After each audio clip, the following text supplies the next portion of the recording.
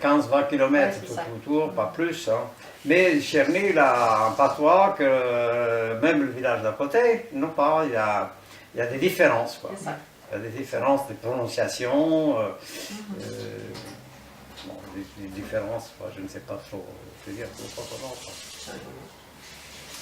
Et après, donc là, je prends une décision, je rentre en apprentissage. Mon frère était dans la même entreprise.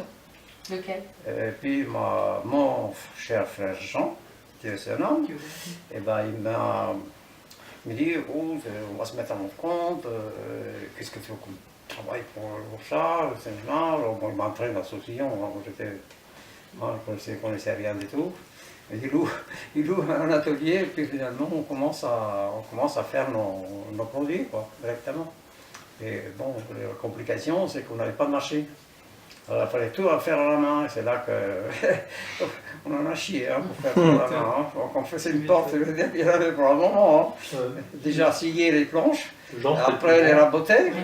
Et après les ranurer, et après les moulurer, enfin, pour en arriver à faire une porte de convenance. Entre autres, l'année dernière, je suis allé, je saute un peu le truc, l'année dernière, je suis allé dans une maison qui est une maison d'hôte, chambre d'hôte, quelque chose comme ça, non, quelque chose comme ça, là, à San Giacomo. Sais-tu que j'ai retrouvé une porte que j'ai faite? Non. Génial. Là, putain, oui. Vous l'avez pris en photo? Non, même pas, mais quand je l'ai vu, je lui ai dit, mais nom de Dieu, merde, je l'ai fait sur tes portes. C'est moi qui l'ai fait.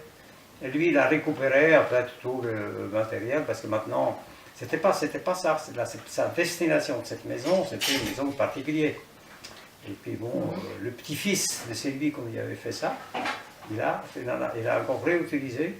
Quand j'ai regardé la porte, j'ai dit, c'est pas possible. C'est pas possible que ça existe encore comme quoi. Oui. Hein. Oui. Bah, c'était en bois massif, alors tu parles, en 2000 ans, elle est encore là. C'est il y a longtemps. En 2000 ans, elle est encore là. Et bien là, on a entraîné, finalement, j'ai beaucoup appris parce qu'il y a une chose qui était intéressante, c'est que comme on a racheté, après on avait loué un autre atelier plus grand, parce qu'il y a un menuisier qui prenait sa retraite, et là on avait les machines. Là on avait les machines, donc là c'est... Et vous aviez quel âge là? Grand luxe. Oh, 15 ans?